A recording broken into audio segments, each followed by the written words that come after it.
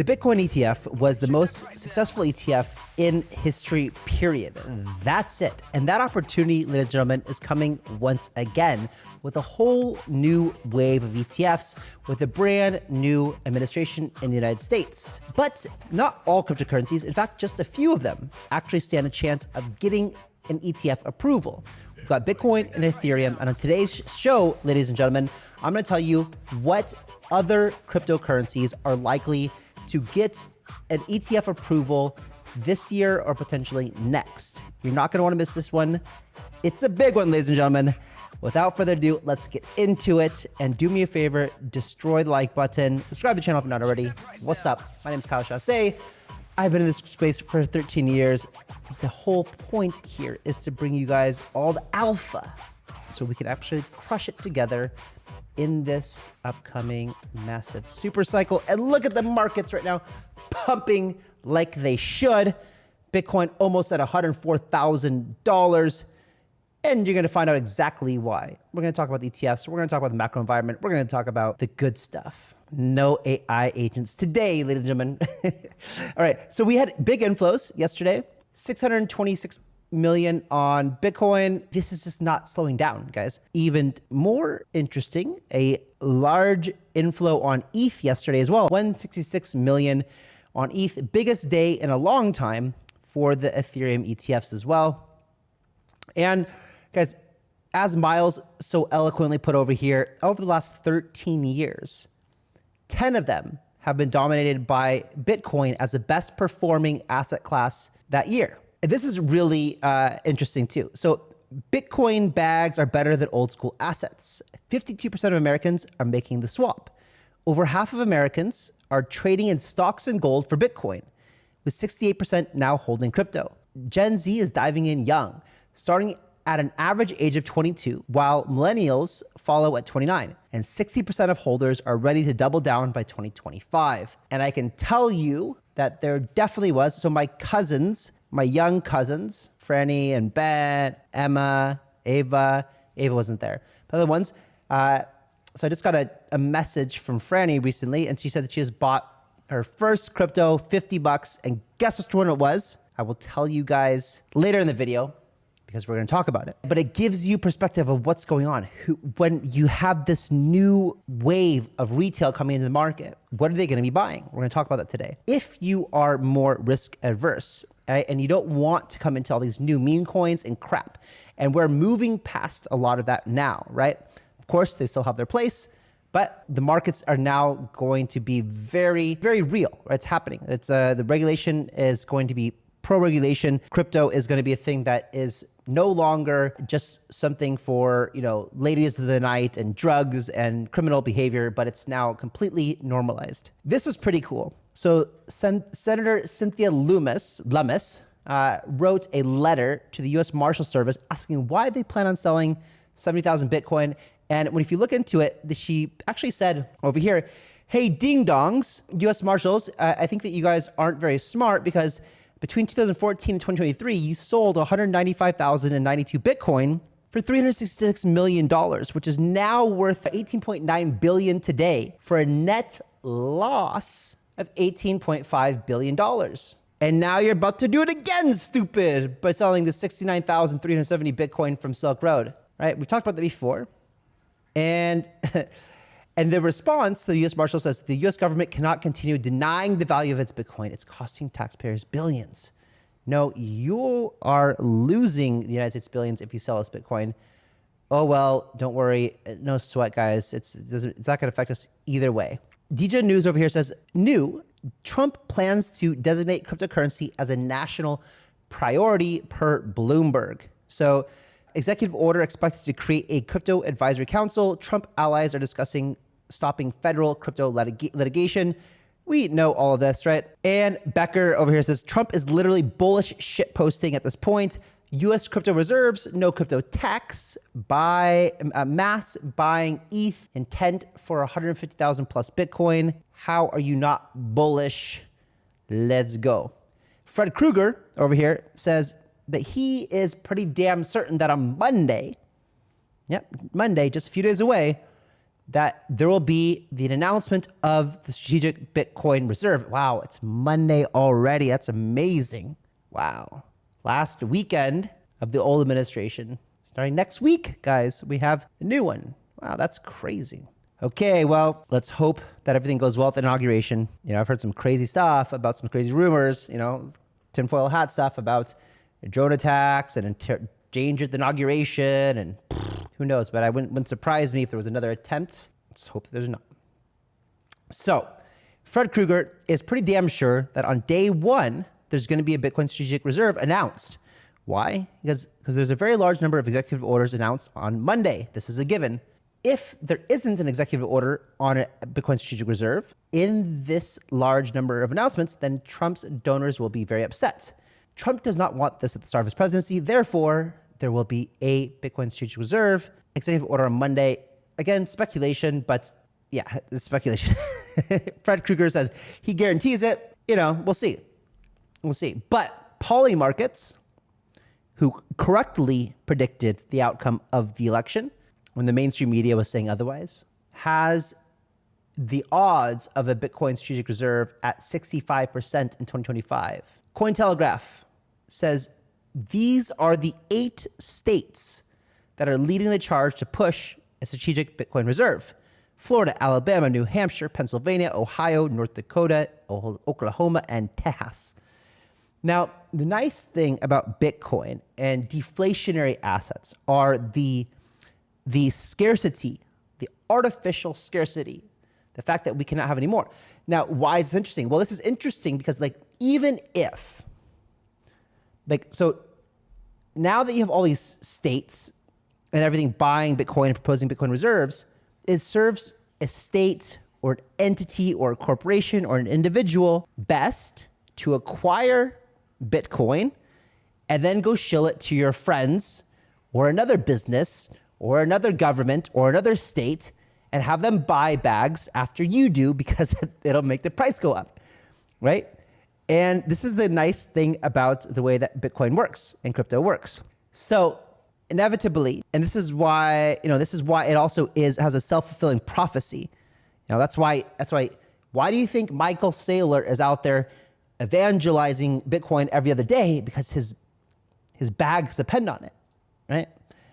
And as Miles over here says, we have a 7-year low of Bitcoin on exchanges right now. Supply shock coming for sure. Supply shock is when you want to go buy Bitcoin and there's none to buy. And so people only sell it to you for much higher. And this is when the price skyrockets because everyone realizes that there's no more Bitcoin for sale unless it's really, really high, right? So just almost no Bitcoin left on exchanges. And there's never been more demand in the world than there is today for Bitcoin. And Crypto Quant over here just shows that there's been an increase of inflow of Bitcoin into Coinbase Prime, which is basically what institutions are using to buy Bitcoin. We've known this, right? With the change of accounting rules, it's much more likely that people take the Michael Saylor, by people, I mean corporations, take the Michael Saylor route and start putting Bitcoin on their balance sheet. Right, and that's likely what's happening with Coinbase Prime right now. Becker's thesis over here, and this is something that's, he just said it in a good way. So everyone and their dog thinks that we're going to make the big final leg of the cycle toward 150K. Not me, but I do think a lot of people are saying that, right? And I think that's, it's funny too that Alex is now bull posting Bitcoin. Of course, his channel always talks about altcoins, and I think he's right that altcoins are going to outperform Bitcoin from here moving forward. But anyway, let me move on. But anyway, it's nice to see him talking about the Bitcoin and saying that it's going to definitely pump like crazy, and it's good because normally this is boring. It is boring. Right? I guess if you're looking at an alt season, its performance becomes boring, but it's so important to hold it. So important to hold it, right? And he says, "Call me crazy, but I think we are calling this way too low and way too short. 150K is only 1/6 the market cap of gold. We have the biggest funds, nations, corporations, all, and I mean all of them, recognizing it as a sort of value, aiming to collect it. Why on earth would it stop at 1/6 the market cap of a rock that's infinitely harder to hold, manage, access, store, and has an unknown cap, right? Has an unknown supply, can still be mined. It exists outside of Earth. Bitcoin doesn't. So essentially what he's saying over here is it doesn't make sense. He said if we didn't have all of this happening, okay, a 50 to 150K range makes sense. But we do have all of this. And so he thinks that's more likely that we go 250 to 400K. These are fundamentals for those of you guys who like astrology for crypto bros, technical analysis. We have some TA over here saying that the total crypto market cap, excluding Bitcoin, is on the brink of a golden cross. You can see this is over here. When this moving average crosses this moving average over here, things pump, according to TA. And we're just getting here. And this is alt season, right? So crypto total market cap, excluding Bitcoin and ETH. This is talking about altcoins. So altcoins are on the brink of alt season. And this is when all of our bags are going to pump so nicely. And this is what we've been waiting for, preparing for, packing our bags for. It's coming, ladies and gentlemen. It's coming. It's coming. It's just around the corner. And Eric Crown says over here, Bitcoin dominance. Eric Crown is known to be one of the best, TA guys out there. And he says Bitcoin dominance is about to fall off a cliff, which means alt season is coming. Coinbase Institutional Exchange to introduce perpetual futures contracts for AIXBT, Peanut, and VET. Okay, just in case you didn't know. And it's in DB over says Trump receptive to the idea of reserve with coins founded in US. Now, this is a pretty good, Alex over here says, why? Why are we bullish on American coins? Well, because Trump is America, everything, America first. Tariffs, if you're not doing your company in America, let's support American things. Let's bring everything back. And that's great. That's what you should be doing as a president, in my opinion. It makes a lot of sense. So coins like Solana, XRP, I don't know why we talk about USDC, we're going to be bullish. You can't invest in USDC. It's a stable coin. But Cardano, these are the ones should do really well. They should benefit exceptionally well from being based in the United States. It's funny because historically it's always been really, really hard, and everyone has been encouraged to not create a crypto and be a US-based company. But as Trump has said, he wants to make the United States the crypto capital of the world. And so you would want to be a crypto-based company in the United States. That's what I'm hoping, right? I'm hoping that everything becomes much more favorable, that Americans can participate in things like DeFi freely, things like public sales and IDOs and LCOs, all these things that we're doing that have historically had to exclude Americans would be very nice. So JP Morgan, and for my American friends out there, I think that's coming very, very soon. Speaking to my legal counsel recently. So JP Morgan sees potential of $3 to $8 billion windfall for Solana and XRP, with ETF approvals looming as the SEC decision approaches. XRP is climbing and Sol is also climbing. You'll see, we'll talk about those in just a minute here. This is a funny little GIF over here, or GIF or whatever you call them. This is SEC approving ETFs after the Trump administration. Okay. Polymarket pricing the odds of a Ripple ETF at 71%. So Ripple, I think, is going to blow a lot of minds. A lot of us who've been in the space for a long time, we don't like Ripple. We think it's not crypto enough. But I don't actually even hold any Ripple. But so my cousin who bought her first $50 of crypto recently, it was XRP, right? And it just goes to show you, that's the first thing that she chose to buy. Out of everything, not Bitcoin, not Ethereum, not Solana, it was XRP. I mean, that tells me something. And I've heard this before from everybody, especially in America, is buying XRP. And as you can see in America, on Coinbase, it's the second day in a row where XRP spot volume is greater by 2x than Bitcoin.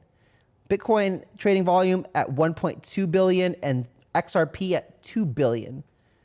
Pretty crazy. Doctor over here says, you want to hear something crazy? XRP will take over ETH in market cap this year.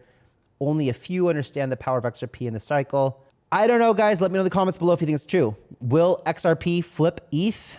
Let me know. Let me know what you guys think. I don't think it's crazy.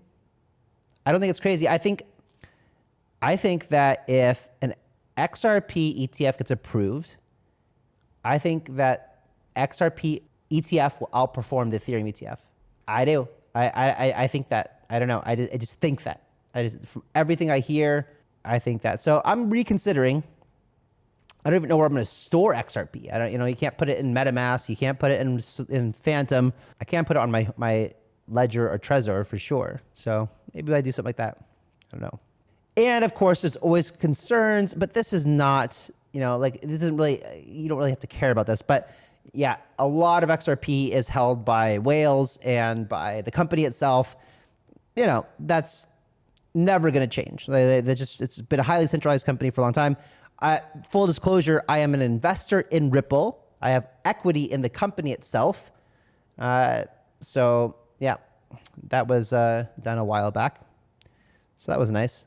And you can see that it has right now a fully diluted valuation of $328 billion. If you're interested in the Ripple ecosystem, if Ripple turns out to be some crazy shit that's just flying, maybe the coins and the ecosystem, I didn't even really know.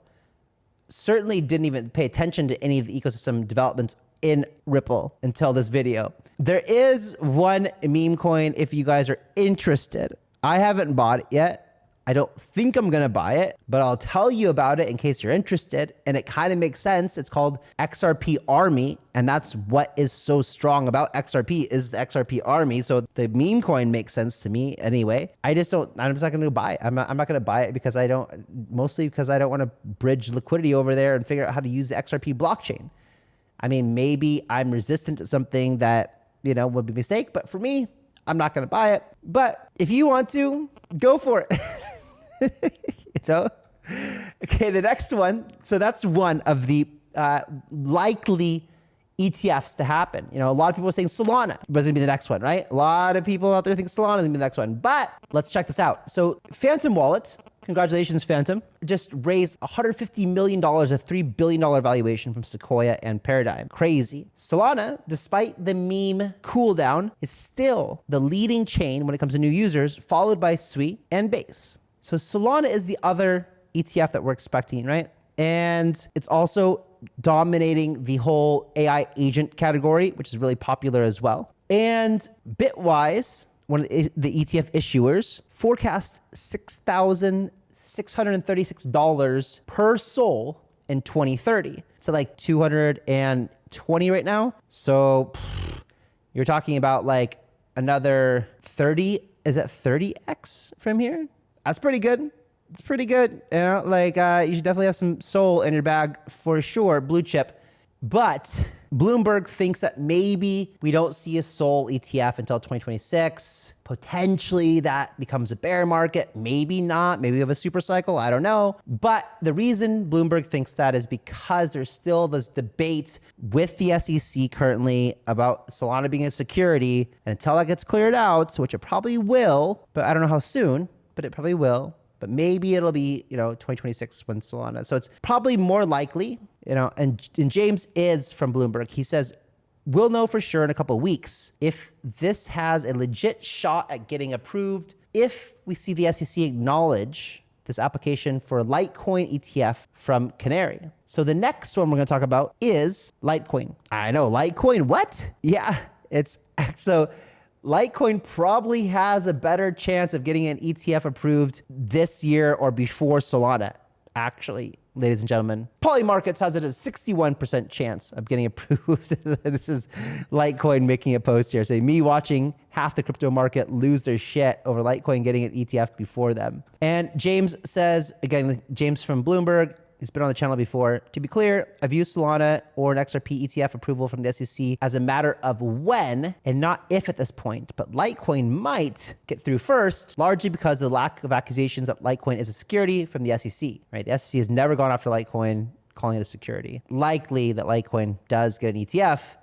It's significantly cheaper than other things. I mean, it's sitting at number 23. It's significantly cheaper than Dogecoin, significantly cheaper than Solana, significantly cheaper than Bitcoin. Maybe it's not a bad play. It's still 67% down from all-time highs. And this thing might get an ETF. I mean, As Dana says over here, I guess Bitcoin is gold, then Litecoin is arguably silver as one of the OG altcoins. But I have to say, if there's going to be a Litecoin ETF, then there should be a Doge ETF as well. Doge is number 7 crypto with a market cap of 56 billion, and Litecoin is number 19 with a market cap of 9.6 billion. As Jimmy says over here, Doge is under consideration for a future grayscale product, including Doge would attract a broader investor base, help legitimize Dogecoin, bring it to institutional investors, get us closer to Doge ETF. Wow. This he must have clipped this from a grayscale product offering, which is interesting that AI16Z and Virtuals is also on here as well. Also, Dogecoin. But I think this is interesting. AI16Z and Virtual as well, being considered for a new product, I guess, from Grayscale. But so this Doge one is still quite far off from reality. Polymarkets has a 37% chance of it getting approved in 2025. And to wrap it up, Nate Garachi over here says that, and he's like the ETF guy. He says that we're basically entering into the world of the wild, wild west of ETFs. We don't really know until we're going to know what's coming up, how this new administration is going to handle all this. We do know that it's going to be better and more friendly than the prior administration, but we don't know exactly how quick, fast it will come. We will have to see, and I'm excited to watch this unfold. I've been in this space for so long. It constantly blows my mind. It's the best place to be. I'm going to see you guys on Monday. Monday's inauguration day. Have a fantastic weekend, ladies and gentlemen. I really appreciate it. I'll catch you in the next one. Bye-bye.